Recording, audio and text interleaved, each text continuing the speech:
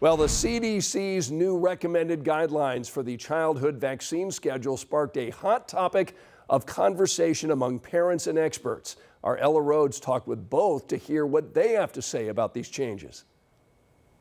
After decades of 17 recommended vaccines for the childhood vaccine schedule, the CDC made a big change, from 17 to 11 vaccines now recommended. It leaves out shots for RSV, flu, COVID, hepatitis, and meningococcal vaccines. IU epidemiology professor Dr. Duszynski believes this will hurt the community's public health. This is the wrong approach, from my opinion, in that we as a country with 300 plus million people and a background where we don't have a safety net. Dr. Duszynski says we will see impacts beyond just a rise in illness. It's not only we think about illnesses and hospitalizations and death and disabilities, but there's other things like financial burden, missed work, missed school, caregiver strains, right? Those downstream costs to families and communities.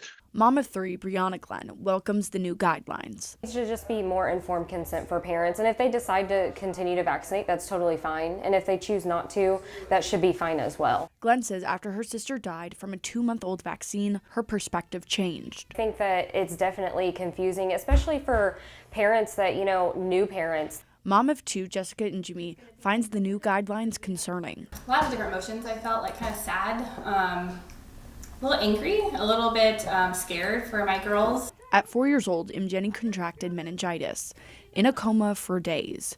To this day, she battles the long-lasting symptoms of the virus. I could live with myself if something happened to my child by trying to protect them, but to do nothing and have that happen to them, I couldn't live with myself. Parents now navigating a new normal. In Indianapolis, Ella Rhodes, 13 News.